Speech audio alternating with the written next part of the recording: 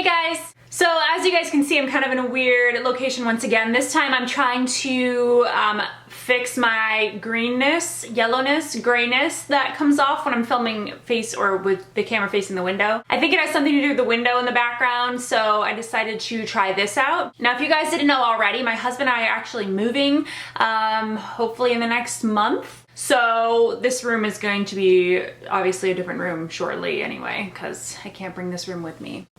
There. So what I'm doing today, guys, is my May favorites video. I don't have too many, well, I have a few like beauty things, but I also have some like random favorites. So it's gonna be a cornucopia. I've been watching a lot of Hunger Craft videos, so that's where cornucopia came from. It's gonna be a cornucopia of stuff for you guys to enjoy. So a few of these things I actually mentioned in my rainbow, I love rainbows, rainbow tag video, because they're obviously the things that I'm loving more recently, so that's why they're in my May favorites, and that's why they're in that video. That's enough, I'm not gonna talk about that anymore. The first thing I'm gonna show you guys is actually a new eyeshadow palette, and this is the Kat Von D Ladybird palette. If you guys haven't heard about this yet, it's an all matte palette, which is incredible. And I dropped the eyeliner. Great. It comes with a brown eyeliner. You'll see that in the close-ups I'm going to show you, but this is what the palette looks like. It's freaking amazing. Unfortunately for my Lorac Pro palette, this has taken the place of it, so feel sorry for that, because I do. There's just a nice little array of colors here. You get some darker ones, you get some midtones, and you get some light highlighting shades. I just love them all. Every single one of them I've tried out so far, and I have nothing negative to say about this palette at all. The only thing that kind of sucks is that this color right here, well, first of all, the names are weird. That sucks. That color is called, oh my god, I don't even know. This blackish gray thing.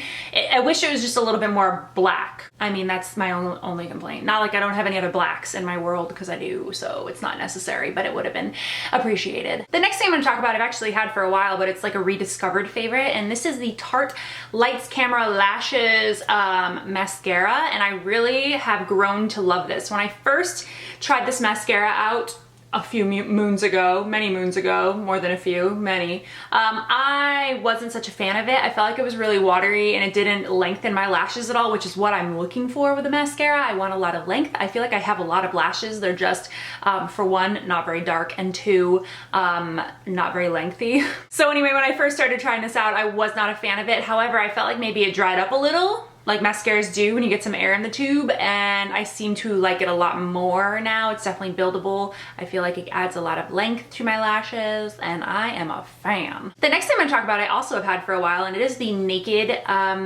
foundation from Urban Decay. And first of all, let me just tell you, there's like 25 different colors. I may be exaggerating, but I feel like there's like 20 something different shades of this. I literally had to bring mine back 2 times. So like I made 3 trips to Ulta to get the correct shade, and they were color matching me. Clearly they weren't doing it correctly. Clearly they need a little more training, and because I was no good to myself. I can't see what's going on. I don't know. So anyway, I finally reached my perfect shade, which is a 4.0. And I have been using this a lot lately, mainly when I'm filming on a normal everyday sort of lifestyle, going around shopping, lopping, maybe looking at houses, because that's all I've been doing lately. I'll use a BB cream before this, because I'm not into wearing a lot of makeup when I go just for everyday life. But when I'm filming, I'm using this because I do want a little bit more coverage, especially so you guys cannot see me looking all scary or ratchet, as you guys would say. I don't even know what that means. I mean, I kind of know what it means, but I think it's a word that'll never catch on in my dictionary, ever. In any case, this is my favorite foundation for filming, and I really like it. It's very liquidy, but it doesn't feel heavy on your skin at all. Like right now, I don't even feel like I really have much of anything on, but it definitely gives you a lovely amount of coverage. I don't know what I was trying to say. Lovely came out, it worked, so we're going with it. The next couple things I'm gonna talk about are nail related things, because I've been doing a lot with my nails lately. If you guys are following me on Instagram, you will see I post nail of the day pictures almost every other day, give or take a few days. Often, very often. Today I have a fun manicure going on with 2 different neon colors from China Glaze. Again, I posted it on my Instagram. So I'll have Instagram of me linked below. That was weird. I'll have my Instagram linked below if you guys want to go check them out. You can go follow me and do what you do. Anyway, the first thing I'm gonna show you guys is a cuticle cream, and this is the Burt's Bees Lemon Butter Cuticle Cream, and I talked about this in my new stuff video, and I had already made a significant dent in it. and I have continued to make a dent in this. I love this, not only because it smells like lemon meringue pie, which who doesn't want to smell that all the time? Oh, I pretty much just tasted it. But it's also really, really moisturizing on my cuticles. I have dry cuticles, probably because my hands are wet a lot. So I'm constantly having to put something like this on, or they'll crack, like this one right here. I'm not gonna show you because that's just gross.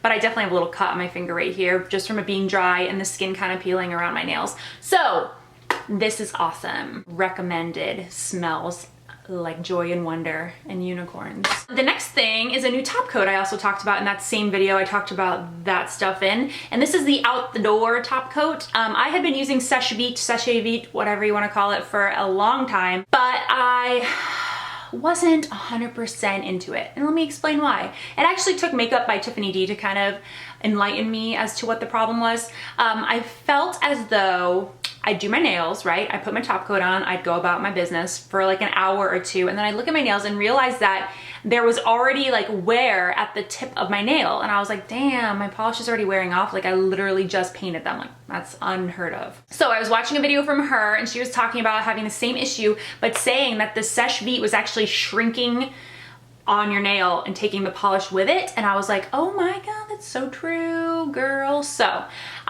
she had recommended this stuff, which is awesome. I've tried it out and I have not had that problem at all since I've tried it. So I'm fully convinced that it was the Sèche Vite that was causing the issue. One more thing I don't like about the Sèche Vite is it gets very, very thick very, very quickly. And I know if some of you guys said you can thin it, and I have tried to thin it before in the past, but I think it makes the shrinking issue even worse. So, thinning is not an option. So anyway, Out the Door, it's from INM is the brand.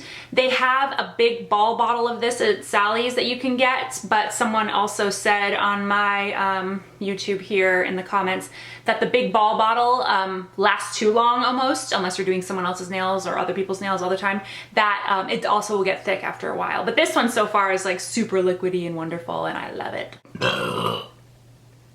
That wasn't me. Now the next things I'm gonna talk about, I actually have only used a couple times, so I can't really say they're a full monthly May favorite, but I can say that I know that they're gonna be my favorite for a while. So I'm just gonna talk about them now. And it is a shampoo and conditioner. These are the Paul Mitchell Lavender Mint Moisturizing Shampoo and Conditioner. And I got turned on to this by Elle Fowler of All That Glitters 21. I think that's her name anyway. You guys know who that is.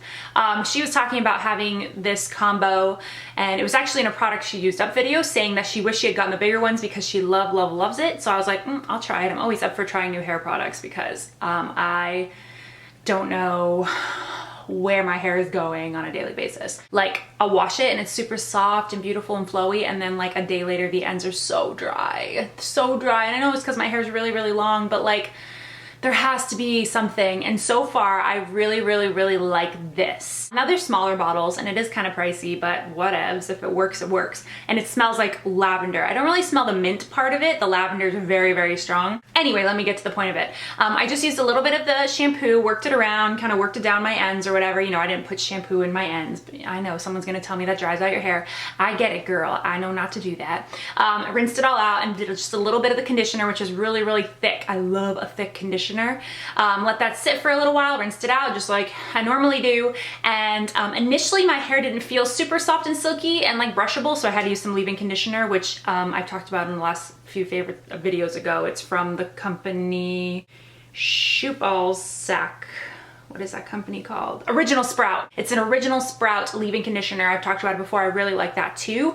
But anyway, I let my hair dry and it is wonderful. I love it. It's so soft and silky. I can just rub my fingers right through it. The smell, the lavender smell kind of has worn off quite a bit, but it's still there. So your hair smells really nice, if you like lavender, that is.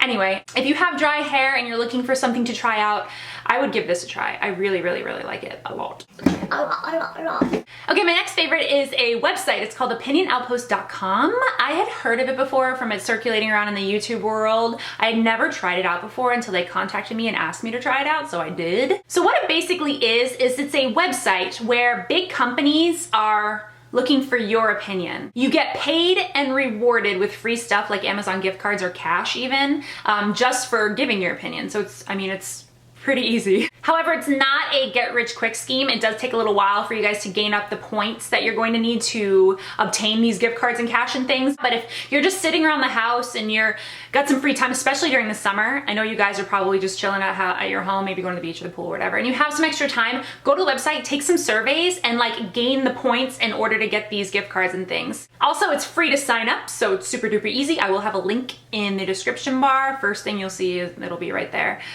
So go check it out if you're interested. I have found it very fun, especially if I'm bored. It's something to do. Just sit around, take some quizzes. Doot, doot, doot. Okay, the next thing I'm gonna talk about is actually an app, and it's because my husband and I have been looking at houses all the time. It is the Realtor.com app on my iPhone. I will show you it. Here it is. This is the app. You can just go on the website, obviously, too. It's Realtor.com. But I have been using Zillow. If any of you guys are looking at houses or for houses, I know it sounds crazy because a lot of you are probably really, really young, but some of you are probably my age. Zillow is not very accurate if you're looking for houses. It doesn't really update very quickly, so it's not an accurate thing to go off of. Do you know what I'm saying? I hope you know what I'm saying. Realtor.com updates a lot more frequently than Zillow does, so you're getting kind of like more recent houses that have gone on the market or have been taken off the market or are pending or whatever the case may be. So we have been fans of Realtor.com over Zillow. So if you're trying to figure out if you're looking to buy a house, go with this one, faux show. I know it sounds like a weird favorite, but I've been on that app like every single day for the month of May.